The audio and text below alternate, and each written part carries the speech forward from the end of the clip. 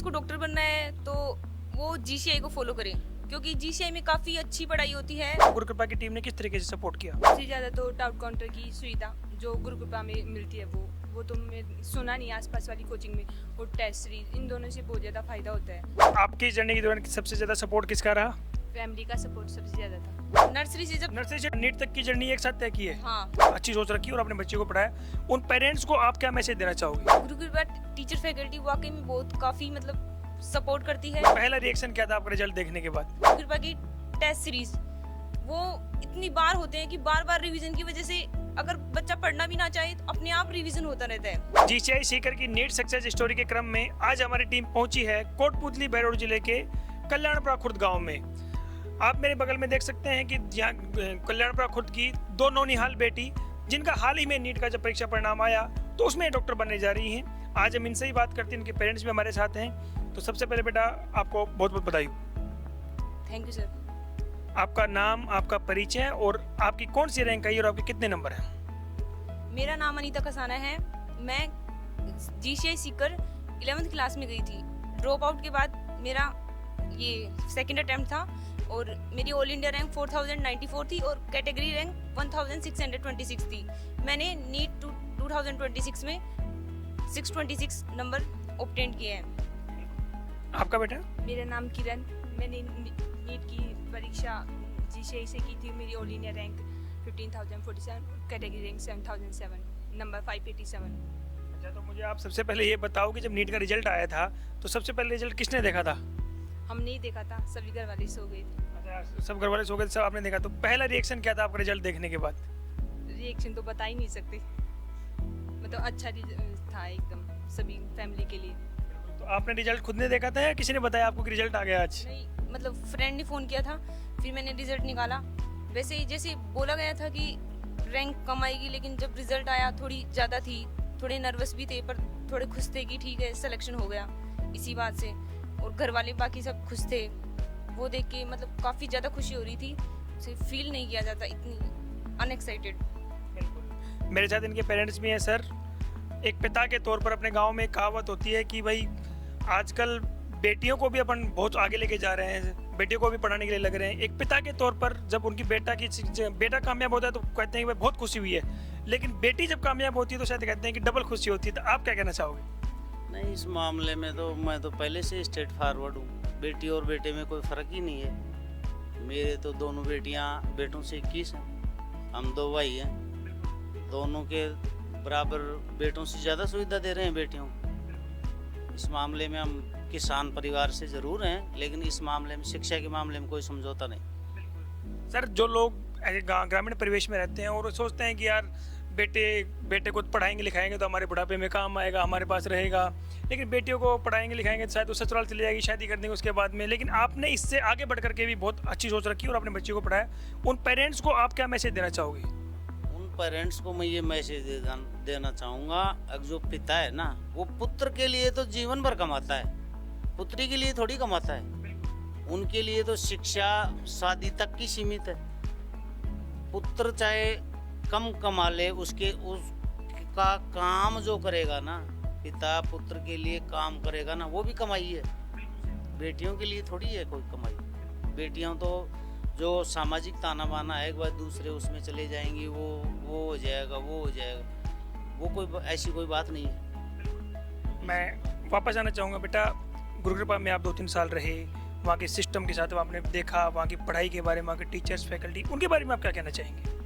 Gurukripa teacher faculty वाकई में बहुत काफ़ी मतलब सपोर्ट करती है। और जैसे बच्चे थोड़ा मोटिवेट फील करते हैं तो जैसे टीचर्स के पास जाते हैं तो हमें समझाते हैं और कहते हैं कि तुम ट्राई करो, काफ़ी अच्छा होगा। जैसे मैं 12th में थी, थोड़ा मेरे को कम मतलब आता था, 12th वाले टॉपिक्स नहीं आते थे, 11th वाले काफ़ी अच्छे थे। 12th में मैं थोड़ा नर्वस भी होती थी, लेकिन टीचर्स कहते थे हो जाएगा, क्योंकि मेरे को थोड़ा 12th के सिलेबस में काफ़ी डाउट रहता था। इस वजह से मैं थोड़ा सिलेक्शन से भी रह गई 12th के साथ। लेकिन जैसे मैं रिपीटर बैच में गई तो वहाँ पे टीचर्स बिल्कुल काफ़ी अच्छा लगता था, क्योंकि पहले से पढ़ा हुआ था। एक जैसे मोटिवेशन भी था कि अपने 12th में काफ़ी अच्छे स्कोर किए, लेकिन बस सिलेक्शन नहीं हुआ। और जैसे ये भी था कि काफ़ी अच्छे नंबर से सिलेक्शन ले, मतलब टॉप मेडिकल कॉलेज ले, बस यही था। और सबसे अच्छी बात है गुरु कृपा की टेस्ट सीरीज, वो इतनी बार होते हैं कि बार बार रिवीजन की वजह से अगर बच्चा पढ़ना भी ना चाहे तो अपने आप रिवीजन होता रहता है। बिल्कुल वो काफी अच्छा था। बिल्कुल बेटा। डॉक्टर बनने का सपना आपका खुद का था या फिर पेरेंट्स का था? मेरी पूरी फैमिली का था कि हम दोनों डॉक्टर बने। अच्छा, पूरे परिवार का सपना था दोनों डॉक्टर बने। हाँ तो आप दोनों क्या सेम क्लास में पढ़ती हो क्या शुरू से? हाँ, स्टार्टिंग से हम दोनों साथ थे। अच्छा, कौन सी क्लास से हो? नर्सरी से जब, नर्सरी से 12th तक की या नीट तक की जर्नी एक साथ तय की है? हाँ बिल्कुल। तो पढ़ाई में इंटेलिजेंट आप थे या ये थी? मतलब दोनों बराबर थे 12th तक। तो बस वो नीट में थोड़ा ऐसे स्कोर थोड़ा उल्टा सीधा चलता रहता है, वो तो हाँ, दिन उससे भी कोई मैटर बात कर जाता है, वरना लगभग पढ़ाई में हम बराबर थे। बिल्कुल। तो आप मुझे बताएं कि जब आप गुरुकृपा में रहे 2-3 साल, वहाँ पर आपने तैयारी की, तो वहाँ की ऐसी कोई 2-3 अच्छी चीज़ें जो आपको शायद और अन्य कोचिंगों में नहीं मिल सकती, जो आपको गुरुकृपा में मिली? सबसे ज़्यादा तो डाउट काउंटर की सुविधा जो गुरु कृपा में मिलती है, वो तो मैं सुना नहीं आसपास वाली कोचिंग में। और टेस्ट सीरीज, इन दोनों से बहुत ज़्यादा फायदा होता है। और तो ऐसे सपोर्टिव टीचर्स का बहुत ज़्यादा सपोर्ट होता है कि टीचर्स तो ऐसे बोलते थे कि तुम तो सिर्फ ट्राई करो और तो रिजल्ट तो अपने आप ही आएगा, तुम यदि तुम्हारा बेस्ट दोगे ना तो रिजल्ट अपने आप ही आएगा। आप हॉस्टल में रहते थे या बाहर रूम लेके?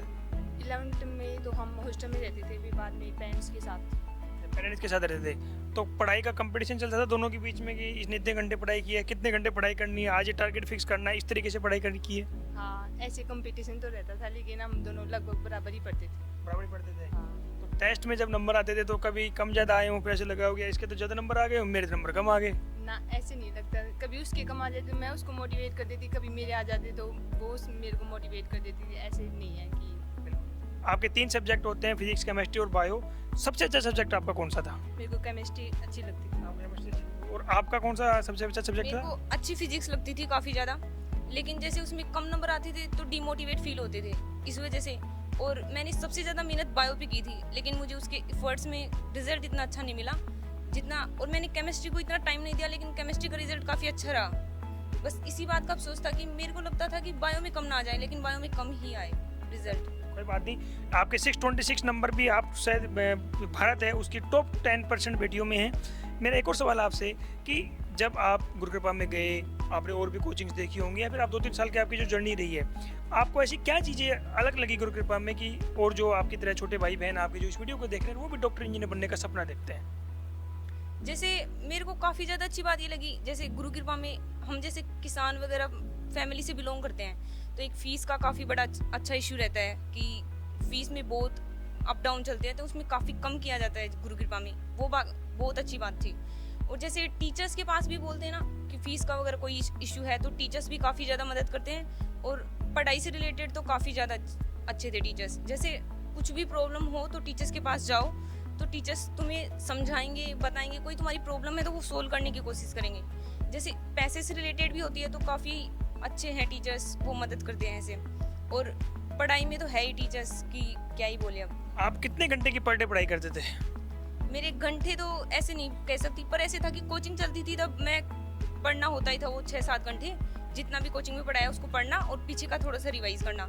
और जैसे टेस्ट सीरीज चली तो मैं बोर्ड्स में काफ़ी अच्छा अचीव कर रही थी, स्कोर भी अच्छा था और मैंने पढ़ाई भी अच्छी की, क्योंकि जैसे शाम को टेस्ट होता था तो आसानी से मतलब ऐसे पढ़ाई में ही रूटीन लगा रहता था। लेकिन 3 दिन का टेस्ट होते थे जब DTS, तो उसमें जैसे पढ़ाई का मन नहीं करता था। पहले दिन बहुत कम पढ़ाई होती थी, दूसरे दिन काफ़ी ज़्यादा अच्छी, और थर्ड दिन तो होती थी ऐसे। टेंशन बिल्कुल थी नहीं ऐसे, क्योंकि रैंक ठीक ठाक आती, अच्छी रैंक आती थी, तो ऐसे लगता था हाँ सिलेक्शन हो जाएगा। फिर थोड़ा थोड़ा जैसे नीट पास आती है तो थोड़ा डर सा भी लगता है, लेकिन जिस दिन टेस्ट देने गए उस दिन डर तो नहीं लगा। फिर वो टेस्ट कैंसिल होने की वजह से थोड़ा थोड़ा डर लगने लगा। फिर थोड़ी पढ़ाई में भी ऐसे लगने लगा कि कम आता है, क्योंकि थोड़ा थोड़ा भूलने लग गए थे इस वजह से।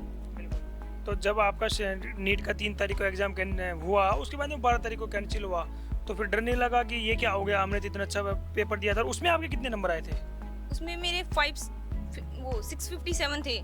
वैसे मेरे लिए काफ़ी अच्छी बात है कि टेस्ट वापस रीनीट हुआ, क्योंकि उसमें जैसे मेरे को अचीव करना था चाहिए था वो स्कोर मैं अचीव नहीं कर पाई थी। बाकी बहुत छोटी छोटी सिली मिस्टेक्स हो गई थी मेरी, जैसे कैलकुलेशन में वगैरह मैंने कुछ सीरीज पैरेलल वगैरह नहीं देखा, ध्यान नहीं दिया। इस चक्कर में मेरे काफ़ी नंबर कटे थे, तो मेरे को इस बात का अफसोस था। लेकिन मैं काफ़ी खुश थी रीनीट हुआ तब। लेकिन थोड़ा ऐसे भी था कि फैमिली को छोड़ के वापस जाना 1 महीने के लिए, वो थोड़ा सा डर सा लग रहा था, वरना नीट के लिए मैं काफ़ी तैयार थी। मेरे को अच्छा लगा कि री नीट वापस हुआ। तो नीट में जब 3 तारीख को जो पेपर हुआ उसके बाद जो कैंसिल हुआ उसमें आपके कितने नंबर थे? मेरी पहले वाली में 650 थे। 650 थे। हाँ। तो पिछले वाली में आपके लगभग नीट वाली में लगभग समान नंबर अंक थे, इस बार थोड़ा सा ऊपर नीचे हो गया। तो एक महीना जो आपका रहा, क्योंकि वो बहुत टफ महीना था, क्योंकि जिसके लिए आपने 2-3 साल तैयारी की थी वो अचानक से पेपर कैंसिल हो गया, फिर लगा कि पता नहीं पेपर होगा या नहीं होगा। तो उस दौरान आपको गुरुकृपा की टीम ने किस तरीके से सपोर्ट किया? बहुत ज़्यादा सपोर्ट मिला था तब तो। री नीट का जब टेस्ट के बारे में पता चला तब तो ग्रुप वालों ने हाथों हाथ ही स्टार्ट कर दिया। टेस्ट सीरीज ऐसे मोटिवेशन सब कुछ, मतलब ऐसे। तब उसके बाद हम तैयारी कर रहे थे, तब ऐसे नहीं लगा था इस बार अपनी सिली मिस्टेक या ऐसे कुछ होंगी री नीट के पेपर में, और नहीं भी हुई वैसे। बिल्कुल। आप कितने घंटे की पढ़ाई करते थे पर डे अगर हम देखें तो? वही 6-7 घंटे, क्योंकि कोचिंग में जो पढ़ाया जाता है वही पढ़ना ही होता है, और तो एक्स्ट्रा क्या ही वो पीछे का रिवीजन करना होता है, उसमें ही पूरा दिन निकल जाता है ऐसे। अब जो इस वीडियो को आपके छोटे भाई बहन देख रहे हैं वो भी आपकी तरह डॉक्टर इंजीनियर बनने का सपना देखते हैं, तो आप उनको क्या मैसेज देना चाहोगे?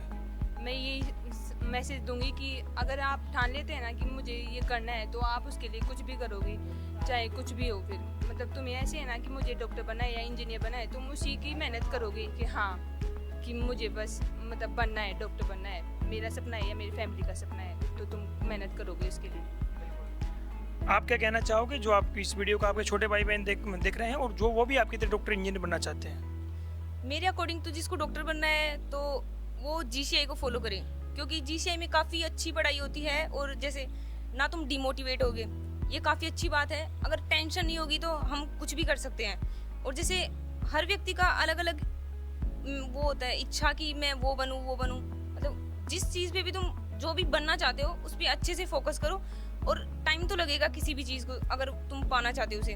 तो एक तो सब बुक्स को टाइम दो, सबसे अच्छी बात, और थोड़ा टेंशन में आओ तो फैमिली मेम्बर से बातें करो, ये काफ़ी अच्छी बात है। मेरा अंतिम सवाल आपसे, इस नीट की जर्नी के दौरान आपके फैमिली और गुरुकृपा में सबसे ज़्यादा सपोर्ट आपको किसने किया? सबसे ज़्यादा सपोर्ट मेरी फैमिली का, उसमें मेरे पापा का। जब भी मैं डिमोटिवेट होती थी तो वो काफ़ी मुझे ऐसे कहते थे कि तू टेंशन मत ले, मतलब चाहे मैं कुछ भी हूँ, जीरो हूँ या फिर कुछ भी, पर मेरे पापा ऐसे कहते थे कि तू ऑल इंडिया टॉपर बनेगी। हमेशा मुझे ऐसे मोटिवेट करते रहते थे। मेरे को मोटिवेशन काफ़ी अच्छा लगता था, लेकिन मैं थोड़ी फिर भी डिमोटिवेट हो जाती। जैसे गुरु कृपा में मैंने अभी DTS दिए थे, तब मेरे एक बार 467 नंबर आए थे। मैं काफ़ी ज़्यादा मतलब रोने लगी थी, और रिग्रेट भी ऐसे हो रहा था कि क्या हो रहा है मेरे साथ। ऐसे मेरे को लगा था सिलेक्शन होगा नहीं, तब मेरे को लगा था, पर मेरे पापा ने समझाया कि तेरे इसमें अगर 467 तो तेरे 650 680 ये भी तो आ रहे हैं, तो वो कहाँ है, तू टेंशन मत ले। जितनी भी रैंक है, ज़रूरी थोड़ी है ये रैंक आएगी, वो भी तो आ सकती है जो तू टॉप 100 के अंदर चल रही है। काफ़ी वो मोटिवेशन मेरे को बहुत अच्छा लगता था। आपकी जर्नी के दौरान सबसे ज़्यादा सपोर्ट किसका रहा? फैमिली का सपोर्ट सबसे ज़्यादा था। हाँ। तो ये थी हमारे साथ कोटपुतली बहरोड जिले के कल्याणपुरा खुद की 2 बेटियां, जिन्होंने हाल ही में जो नीट का परीक्षा परिणाम आया तो उसमें दोनों, इनकी सबसे बड़ी बात जो दोनों कक्षा LKG से 7 में पढ़ी और आज नीट तक का सफ़र भी इन्होंने साथ में तय किया। धन्यवाद।